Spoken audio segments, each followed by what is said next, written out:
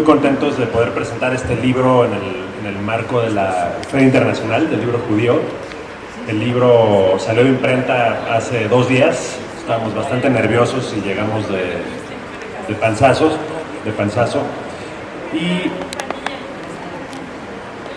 Y bueno, es un honor estar aquí también en compañía de Claudia Kerik y de Homero Aridgis.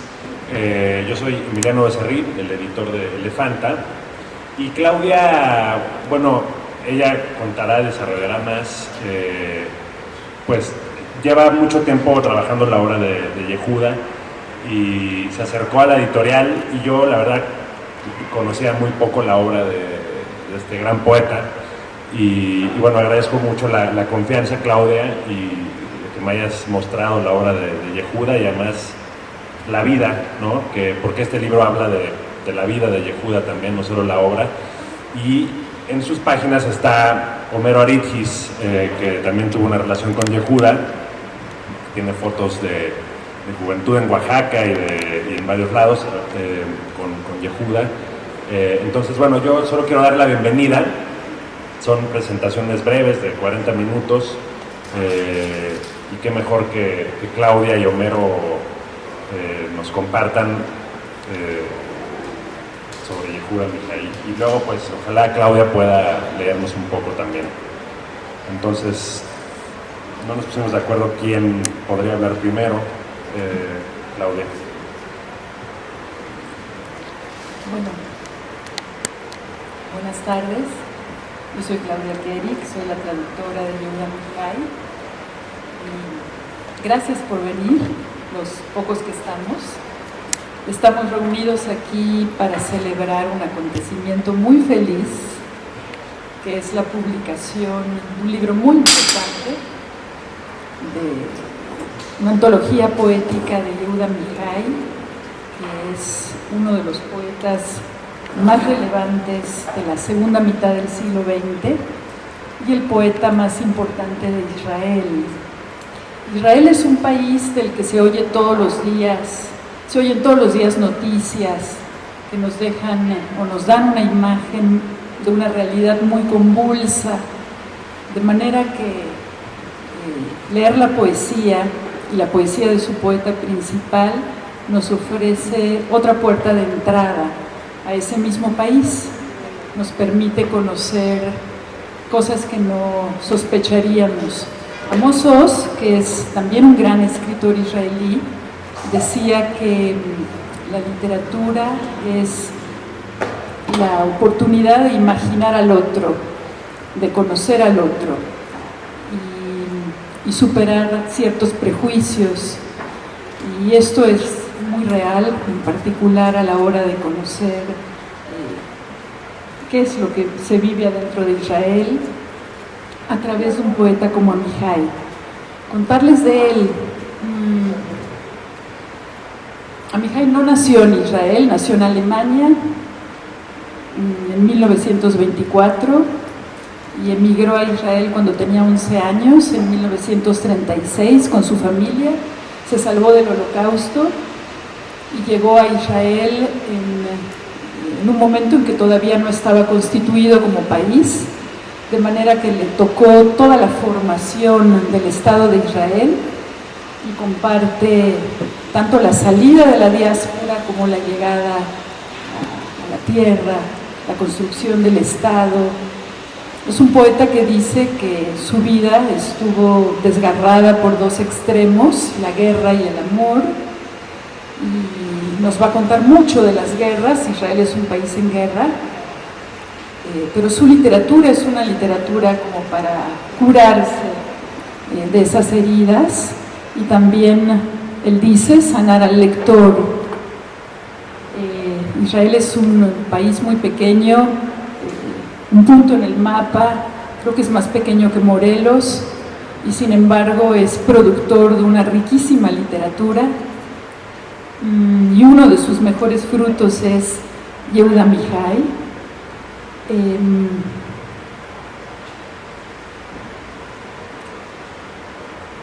Amichai empezó a publicar cuando tenía 30 años. Él me contó que Se le ocurrió escribir poesía cuando era soldado y en una de sus gestiones militares en el Cairo, en Egipto, al servicio del ejército británico, cuando tenía 23 años. Una tarde, un camión que transportaba libros en el desierto, que era una especie de biblioteca móvil, se cayó en la arena en medio de una tormenta y él levantó un libro del piso que estaba abierto y era de Winston Hughes Auden, otro gran poeta británico, y leyó: tú eres mi norte, mi sur, mi este y mi oeste. Y él mismo me decía: ¿se puede decir algo más del amor? Eso es como la regla básica. Y a partir de esa primera lectura de la poesía inglesa, inició toda su inspiración. Su primera poesía es fruto de su contacto con Dylan Thomas, con Eliot, con el propio Auden. En Israel empezó a ser famoso en 1955 con poemas que marcaban un cambio de paradigmas. Hay un poeta Shlonsky israelí que lo cuenta así. Amihai, en un poema de amor, escribió, por ejemplo, este es un verso, para darles un ejemplo: te veo sacar algo del refrigerador que te ilumina desde dentro con una luz de otro mundo. Y Shlonsky dijo: si yo hubiera escrito ese verso, en vez de usar la luz del refrigerador, hubiera usado la luz de una hoguera. Y si lo hubiera escrito alguien de la generación anterior, hubiera usado la luz de una vela. El cambio de paradigmas estaba en ese entrar en la vida cotidiana, usar el refrigerador para iluminar el rostro de la amada. Esa fue la novedad de Amihai. También la novedad de él fue el nuevo modo de hablar de la guerra, mientras que todos reivindicaban de algún modo la necesidad de salvar, pelear, etc. Amihai irrumpió en la poesía israelí diciendo: yo quiero morirme en mi cama, y ese yo quiero morirme en mi cama fue una manera de marcar una diferencia, regresar a la vida cotidiana, salirse pues de un país en guerra. Amos Oz lo considera el poeta más hogareño de las letras israelíes, el poeta del dormitorio, del jardín, de la sala, un poeta religioso y antirreligioso. Amihai también fue el poeta de la ciudad de Jerusalén. No solo fue un poeta que habló de la guerra y del amor, también fue un poeta de una ciudad en la que no nació y que lo convirtió finalmente en su poeta principal. Él le canta a la ciudad de Jerusalén, evocando la Biblia y hablando también, la compara con la Atlántida, con Sodoma. Yo comencé a traducirlo cuando tenía 18 años, iba en la prepa, una maestra me lo presentó, Mazal Sheniak, me lo presentó en una clase de literatura hebrea. Yo me enamoré de su poesía y decidí traducirlo. Hice mis primeras traducciones, tuve mucha suerte. Una revista que dirigía Esther Seligson publicó esas traducciones en los 70s, y con la revista bajo el brazo me fui a Israel a estudiar y busqué su teléfono en un directorio telefónico, y cuando le marqué, pues yo estaba segura que no me iba a recibir o iba a posponer el encuentro unas semanas, porque yo venía de México y en México hablarle al poeta nacional, no sé, en ese momento podría ser Octavio Paz, era impensable. Y no, me contestó y me dijo: nos vemos mañana en el Café Tahamón. Nos vimos al día siguiente en un café donde se jugaba ajedrez y nos fuimos caminando por la calle, fuimos al mercado en Jerusalén, nos hicimos muy amigos. A él le impresionó mucho que una chica joven de 19 años quisiera traducir al poeta nacional de Israel, pero así fue. Y pasaron los años y yo tomé muy en serio ese compromiso y tuve apoyos importantes. Y a mi regreso a México en los 80s, Primero publiqué en Israel, pero a mi regreso en México me dirigí a Octavio Paz, que empezó a publicar mis traducciones en la revista Vuelta. Octavio Paz y Amihai ya se conocían de festivales de poesía, entonces también se me abrió esa puerta y se publicó la primera antología en los 90. Este libro que estamos publicando ahora es un verdadero tesoro. Reúne aquel libro, recopila el libro de los 90, al que se agregan muchos poemas más nuevos, también libros nuevos que Amihai siguió traduciendo hasta el final de su vida. Murió en el año 2000. Además de poemas, el libro tiene muchas fotografías de Jerusalén, y tiene testimonios de amigos muy queridos de Amihai, entre ellos el poeta Homero Aridgis, que está a mi lado y que seguramente va a contar cómo lo trajo a México, porque Amihai visitó México en 2 ocasiones, en 2 festivales de poesía, y el responsable fue Homero Aridgis, que es todo un honor que nos acompañe.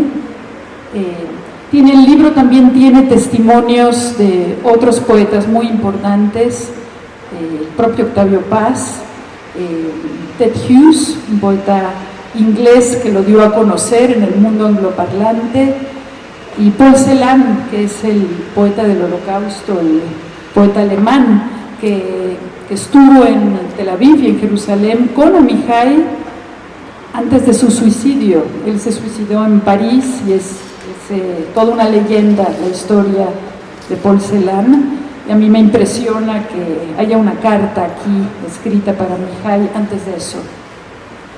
Entonces el libro, además de tener poemas magníficos, muchos de ellos elegidos por el propio Amihai, está inclusive lo que está escrito sobre su tumba. Hoy en Jerusalén lo incluí. Tiene una colección de poemas a Jerusalén que son todo un ejemplo. Voy a leerles algún poema para que se queden con el sabor de su poesía antes de darle la palabra a Homero Aridgis. Voy a leerles este poema que se llama 1924, que es la fecha en la que él nació, y dice así: nací en 1924. Si fuera un violín de mi edad, no sería de los buenos. Como vino tendría buen sabor o totalmente rancio. Como perro estaría muerto. Como libro comenzaría a ser caro y estaría tirado. Como bosque sería joven. Como máquina ridículo. Y como hombre estoy muy cansado. Nací en 1924.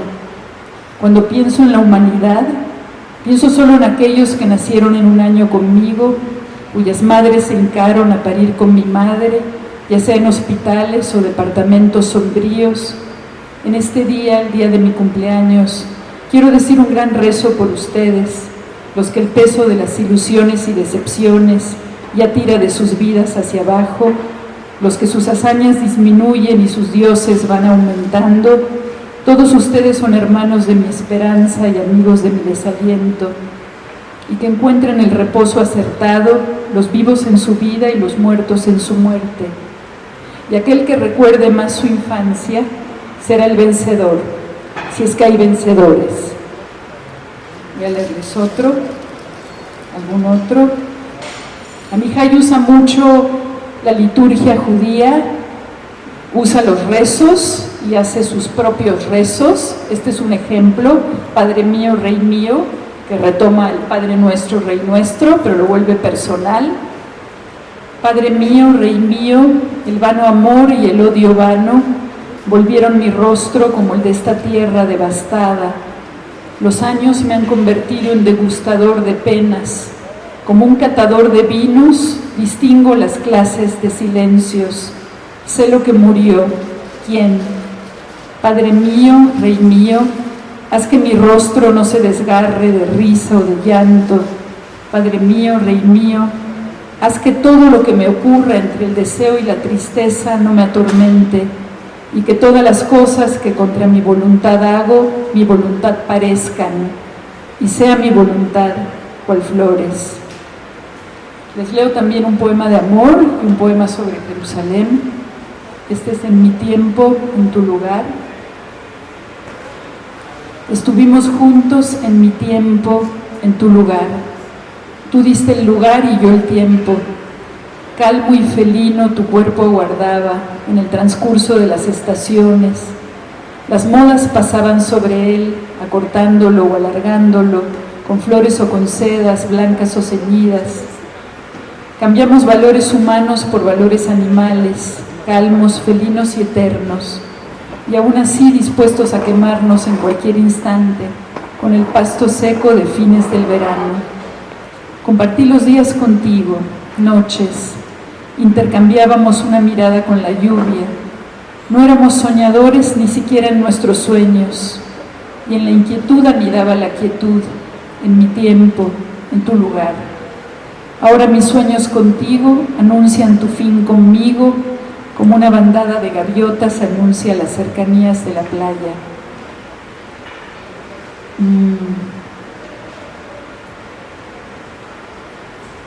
Este es un clásico, Jerusalén, puerto a orillas de la eternidad.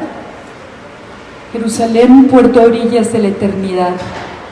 El monte del templo es un gran barco, un espléndido navío de diversiones. Por las ventanillas de su muro occidental miran alegres santos, viajeros. En el malecón saludan jasídicos, gritan hasta la vista. Siempre llega, siempre zarpa. Y los cercos y los muelles, y los policías y las banderas, y los altos mástiles de iglesias y mezquitas, y las chimeneas de las sinagogas, y las barcas de aleluyas, y las olas de montañas, suena un corno sacro, otro más zarpó. Ángeles del día del perdón, con uniformes blancos, trepan entre escaleras y sogas de rezos comprobados, y las negociaciones, y los portales, y las cúpulas doradas. Jerusalén es la Venecia de Dios. ¿Puedo dos poemas más? Ok, otro poema en donde toma la liturgia. Este poema se llama Dios está lleno de piedad. Y Amihai lo convierte en otra cosa. Dice, Dios está lleno de piedad. Si lleno no estuviera Dios todo de piedad, habría piedad en el mundo y no solo en él. Yo, que junté flores en la montaña y reparé en todos los valles, yo que traje de las colinas cadáveres, sé contar que el mundo está vacío de piedad. Yo, que fui rey de la sal junto al mar, que estuve parado indeciso junto a mi ventana, que conté los pasos de los ángeles, que mi corazón levantó pesas de dolor en las terribles competencias. Yo, que solo uso una pequeña parte de las palabras que hay en el diccionario. Yo que debo descifrar enigmas a pesar mío. Sé que si lleno no estuviera Dios todo de piedad, habría piedad en el mundo y no solo en él.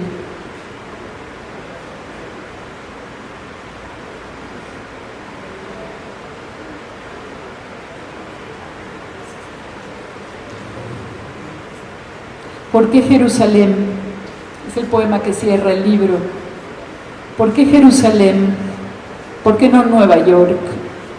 Con sus rascacielos y sus túneles en las profundidades, con sus cavernas y sus pasajes subterráneos para invocar desde allí a Dios. Desde el abismo clamé por ti, oh Señor. ¿Por qué Jerusalén? ¿Por qué yo? ¿Por qué no Atenas o Egipto o México o la India o Burma? Los templos ya están allí, y las cúpulas doradas, y las columnas elevadas. Bueno, si queda más tiempo, después seguimos leyendo. Le doy la palabra a Homero Aritgis. Es un honor que esté aquí, Homero. Pues antes de comenzar quiero felicitar a Claudia por este libro, porque realmente llena un espacio en el continente de la poesía en español, que es México y Hispanoamérica. Es una presencia muy importante la voz de Yehuda Amihai. Yo recuerdo en mis mocedades literarias, cayó en mis manos un libro que me gustó mucho, una edición muy rara que se llamaba Poesía Hebraica Postbíblica, y allí venían dos poetas que me gustaban mucho, que se llamaban Yehuda Leví, Yehuda Leví, y otro que se llamaba Salomón Ibn Gavilol. De dos poetas muy importantes, muy líricos, pero a mí me gustó mucho porque era esa poesía escrita en español o en ladino, antiguo, pero que tenía esa voz, esa inspiración bíblica. Entonces Yehuda, cuando yo lo conocí en Rotterdam, en un festival internacional de poesía, cuando leyó sus poemas en hebreo, traducidos al inglés, a mí me gustó mucho porque tenía esa inspiración, ese tono poético de una poesía antigua que podría haber sido escrita en español si no hubiera acontecido la expulsión de los judíos de España en 1492. Pero era muy Yehuda para mí era muy hebreo, pero también muy curioso. Era un hombre que no se le notaba mucho la edad, aunque había nacido en 1924, sino a mí me parecía un muchacho, a pesar de su edad, porque era muy sincero, muy directo, nada pedante. Entonces tenía esa amabilidad de un muchacho. Y la foto aquí que lo veo cuando estamos juntos en México, pues parece que estoy abrazando a un muchacho, que era Yehuda Amichai. Y un muchacho que, a pesar del pasado, de los años que han transcurrido, desde que vino a México en 1982 al Festival Internacional de Poesía, sigue acudiendo a mi vida de una manera extraña. La otra vez estaba yo revisando unas cartas en mi archivo de correspondencia epistolar, y ¿qué me encuentro? Varias cartas de Yehuda, así, pero muy entusiasta, muy amistoso. Entonces dije, aquí está mi amigo Yehuda Amichai presente. Y luego me tocó, pues, él vino a esta ciudad antigua que es México. Si le ponemos un poco de pasado prehispánico, México, Tenochtitlan, vino a esta ciudad antigua, y él pues, venía de otra ciudad antigua que era Jerusalén, porque él era un poeta de Jerusalén, no solo por evocando su historia, sino su presente. Y a mí me tocó ir a Jerusalén, porque él organizó un festival de poesía, y claro, me tocó estar en su casa, recorrer las calles de Jerusalén con él, en esta ciudad histórica, bíblica, que es una concentración espiritual del mundo religioso, de judeo-cristiano. Entonces me tocó recorrer las calles, ver los amaneceres en su casa, ir a ese famoso hotel Rey David, que él había poetizado. Entonces fue un anfitrión no solamente personal, sino espiritual, de una cultura, un anfitrión cultural de una de las ciudades más antiguas del mundo, y que es la patria espiritual, pues, de nuestra tradición judeo-cristiana. Mi padre era griego, y pues allí también había vestigios de esta antigüedad pues del Medio Oriente, que ha sido muy importante en nuestra cultura.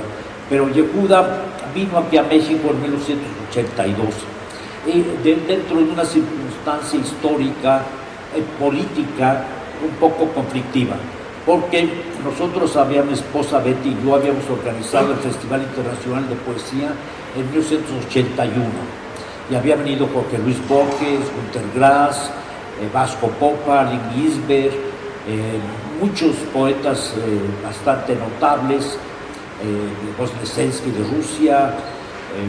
Había sido realmente un gran festival, y había habido los poetas mexicanos, desde luego, como Paz, y el último que era nuestro decano de la poesía mexicana, que se llamó Elías Nandino. Entonces Yehuda vino en el segundo, pero nos tocó el último año de López Portillo, y nuestro gobernador de Michoacán, que era, yo fui director fundador del Instituto Michoacano de Cultura. Entonces, como tal, organizamos este festival en Morelia, una ciudad espléndida, colonial, y en un hotel bellísimo que se llamaba el Villa Montaña. Y nosotros tratábamos a los poetas como grandes invitados, así de lo mejor que les podíamos dar, pues se los dábamos en Morelia. Pero sucedió que como era en los últimos meses del gobierno de López Portillo, a Cuauhtémoc se le ocurrió cancelar el festival por una especie de oportunismo político que nos sacudió. Y el que me lo comunicó en la cancelación del Festival de Morelia fue precisamente Octavio Paz, un domingo en la mañana, y de pronto me habla Paz como a las 8 de la mañana y me dice, oye, que cancelaste el festival de poesía. Y le digo, ¿cómo que lo cancelé? Dice, está en el periódico, el 1+1 de entonces. Y dijo, no sé nada.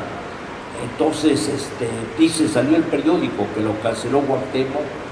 Entonces le hablé a Cuauhtémoc de inmediato. Vivía en el cofre del Perote, no lejos de donde yo vivía. Y le digo, Cuauhtémoc, ¿qué pasó? ¿Cancelaste el festival? Y me dice, no sé.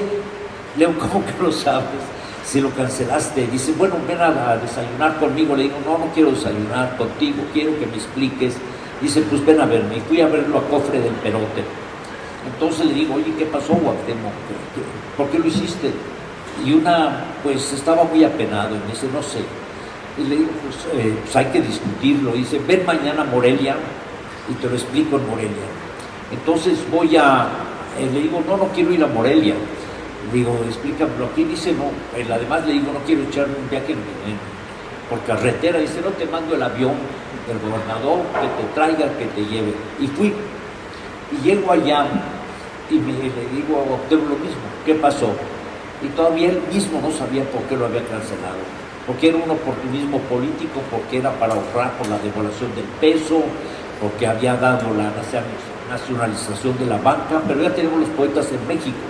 Y entre ellos estaba Yehuda Mihai, había Hans Magnussen Sensberger, el poeta alemán, estaba Ted Hughes, el poeta inglés, que era muy famoso porque había sido su esposa Sylvia Plath, que se había cometido, se había suicidado, y luego estaba aquí, viene un retrato de otra mujer muy importante, que era muy bella, nunca la conocí, que se llamaba Esha Goodman, que después Ted Hughes se casó con ella y también cometió suicidio. Entonces Yehuda me dijo que eran amigos de esta mujer, Esha Goodman. Entonces las dos esposas de Ted Hughes se había suicidado. Entonces, pues yo como buen amigo, llevamos a Ted Hughes a comer al Berlinghausen con Yehuda, y en el menú del Berlinghausen preguntó Ted Hughes por dos platillos extremos. ¿Qué cosa eran las criadillas y qué cosa eran los sesos en su tinta? Que eran platos exclusivos del restaurante. Criadillas, ustedes saben qué son testículos, y luego sesos en su tinta. Entonces le expliqué a Ted Hughes, oye, son un poco platillos macabros, un poco extremos. Dice, es lo que voy a pedir, me dijo. Entonces dije, Ted, muy morboso, pero además son todos platos grandes, pero digo, pues dice, vamos a compartir. Y dije, no le entro ni a las criadillas ni a los sesos. Pero en fin, fuimos a varios lugares con Yehuda,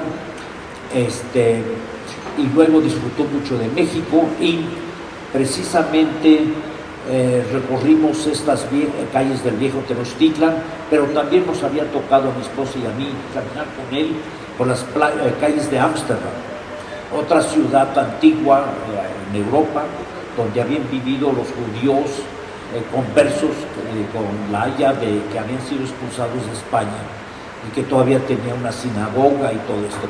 Entonces recorrimos también Ámsterdam. Yehuda disfrutaba mucho de estas ciudades con historia y con presencia. También, pues, la Ciudad de México había tenido la presencia de los conversos, porque habían salido de España y habían llegado varios de los conversos a la Ciudad de México, a la Nueva España, y aquí tuvimos varios episodios desafortunados de la Inquisición española, que perseguía a los conversos por prácticas judaicas, y perseguía a los mexicanos que adoraban todavía a los dioses antiguos, que los perseguían por idolatría, y también por otra cosa que en ese tiempo era muy penada, por su sodomía. En fin, pero la historia de Yehuda es muy vasta, y precisamente quedamos así ligados. Ya les digo, hay una presencia de él en mi casa. Ahora aquí Claudia publica una foto de él con mis dos hijas, en ese tiempo niñas, Chloe y Eva Sofía, que ahora son ya mujeres. Una de ellas es escritora, Chloe, la segunda hace cine, pero aquí aparecen con Yehuda, él en medio, y luego esa presencia de Yehuda, pero como uno los ve en los retratos, así era un hombre cordial, era un poeta nato, sin pedantería o poses, pero realmente auténtico. Y es el recuerdo de Yehuda Amichai que yo tengo, un poeta hebreo en todo el término de la palabra, un poeta de Israel, con la historia de la diáspora que regresa a Israel. Él era uno de ellos, y también con una personalidad poética propia. Entonces, si yo quiero sentir un poeta hebreo que escribe temáticamente de Jerusalén, yo tengo que ir a Yehuda. Entre todos los poetas modernos que ha habido allá, pero mi favorito, lo digo sin pena ni gloria, es Yehuda Amichai, un poeta no solamente hebreo, no solamente de Israel, pero también un poeta de Jerusalén, la antigua y la actual. Gracias.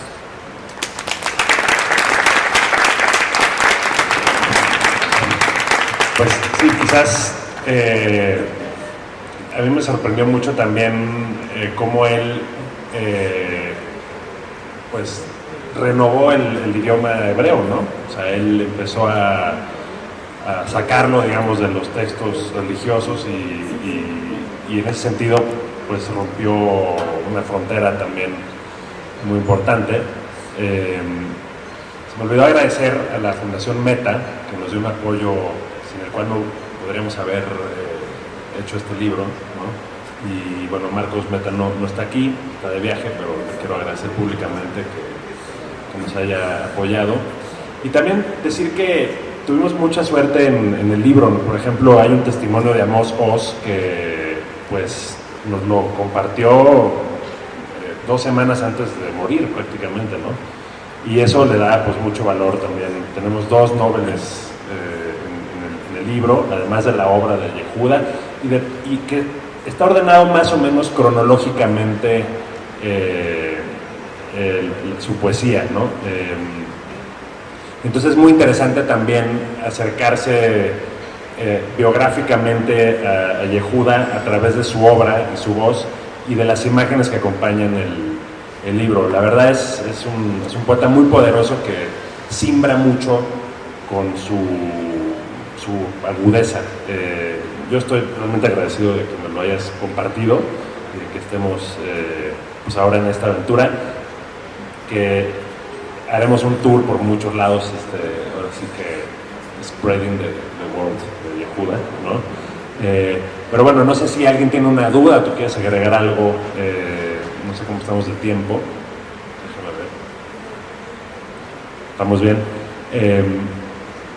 El valor de esta generación, digamos, que empezó a usar el hebreo, a relacionarse con el hebreo de otra manera, ¿no? Quizás podría valer la pena para el público un comentario al respecto, o que leas algún otro poema.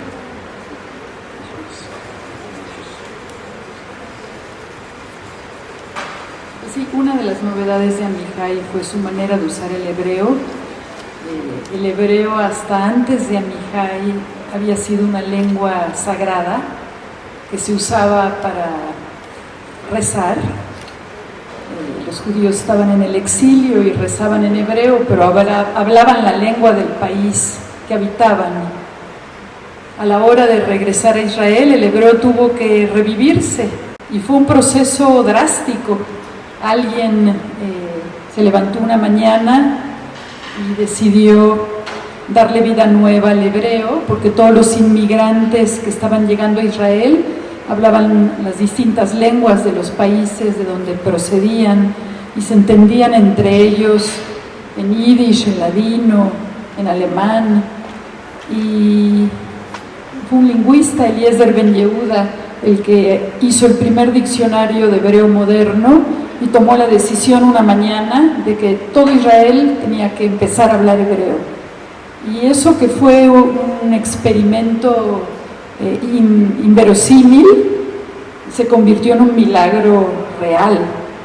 El hebreo regresó, se revivió de ser una lengua nunca muerta, pero sí muy antigua, volvió a la vida. Y a Mihai le tocó justamente ese proceso, el momento en el que el hebreo todavía era nuevo. Era una lengua muy antigua, pero muy nueva. Tenía palabras de la Biblia, la retórica de los profetas, y tenía palabras para decir un helicóptero, para decir una licuadora, etc. Entonces, en ese interín empezó a hacer su poesía, y su poesía también renovó el lenguaje. Esa también fue una de sus novedades. En él se oyen esas dos dimensiones, la antigua y la nueva de la lengua. ¿Cuál? ¿Ya encontraste tu poema favorito? No tengo uno favorito, pero este me gusta. Soy grande y gordo, ahorita lo leo. Yo también le quiero dar las gracias a Hugo Miranda, que me ayudó con los documentos y los materiales que componen este libro. Lo solicitó desde el extranjero. Sin su ayuda el libro no tendría el formato que tiene. Concibió también este juego de imágenes y textos. Muchas gracias, Hugo. Fuiste mi brazo derecho. Bueno, voy a leer un poema. A mí este poema me conmueve mucho, el que tú elegiste. Se llama Soy grande y gordo. Y la foto que está al lado, pues no se lo ve tan grande y gordo, pero creo que es un poema que les habla mucho. Soy grande y gordo. Soy grande y gordo. Por cada kilo de grasa tengo además 1 kilo de tristeza. Fui un gran tartamudo, pero desde que aprendí a mentir, fluye mi habla como el agua. Solo mi rostro permanece pesado, como una sílaba imposible de pronunciar, piedra de tropiezo, balbuceo. A veces todavía hay un rayo en mis ojos, como de un fuego de armas muy lejanas adentro de mí, una antigua batalla. Exijo de los demás que no olviden, pero yo mismo quisiera olvidar. Soy al fin olvidado. Sube a la cabeza Pues es que es una obra. quizás puede ser, nos queda poco tiempo, pero igual a lo mejor su primera relación de amor, puedes hacer un comentario y después leer ¿no? Para darle un poco de dimensión. Que yo bueno, hay tantas cosas que...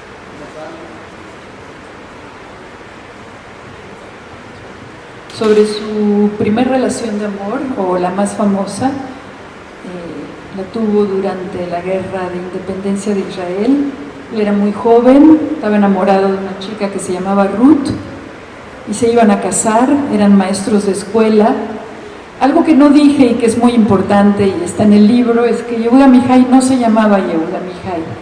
Su nombre real era Ludwig Pfeiffer, era un nombre alemán, notablemente alemán, Ludwig Pfeiffer. Se siguió llamando Ludwig Pfeiffer en Israel, pero cuando tenía 20 años y estaba enamorado de Ruth y se iban a casar, dijo: quisiera tener un nombre hebreo como ella, complacerla, ya que nos vamos a casar, elegir un nombre que suene como Ruth, que tenga ecos bíblicos, cambiar mi apellido Mucha gente cambia su apellido en Israel. Amos Oz no se llamaba Amos Oz, se llamaba Amos Klausner, y lo cambió por Oz en hebreo, que quiere decir valor, Amos valiente. Yehuda Amichai también en sus 20s quiso cambiar su nombre, y estuvieron buscando nombres para él, y de pronto su chica le dijo: ya lo sé, te vas a llamar Yehuda Amichai. Y Amichai quiere decir en hebreo mi pueblo vive. Am, pueblo, y mi pueblo, Jai, vive, mi pueblo vive. Él se llama Yehuda, mi pueblo vive. Y Yehuda también es Judea, viene de judío, de manera que es un nombre muy bombástico. Es un nombre que a él mismo le sonó excesivo, llamarse Yehuda, mi pueblo vive, pero su novia le dijo: si vas a ser el poeta de Israel, te queda bien, perfecto, acéptalo. Y aunque a regañadientes lo aceptó, puso su nombre. Hay un poema que dice: por 3 chelines cambié el nombre de mis padres, de mis ancestros de la diáspora, por un nombre hebreo para que se asemejara al de ella. Lo hizo en 1 segundo y por 3 pesos. Pero su chica lo dejó. La historia no tuvo un final feliz. Ella se fue a América y se casó con otro hombre. Y Amichai dice que se quedó solo enseguida, con su nuevo nombre y en la guerra. Sin embargo, estuvo a la altura de ese nombre, nunca lo cambió. A partir de entonces se llamó Yehuda Amichai, dejó el Ludwig Pfeiffer y sufrió mucho por el abandono de Ruth. Bueno, este poema que eligió Emiliano es uno de sus poemas de amor. Lástima, éramos un buen invento. Amputaron tus muslos de mi cintura. Para mí serán siempre médicos, todos ellos. Nos desprendieron al uno del otro. Para mí son ingenieros. Lástima, éramos un buen invento, amando. Un avión hecho de un hombre y una mujer, con alas y todo. Nos elevamos un poco de la tierra, volamos un poco.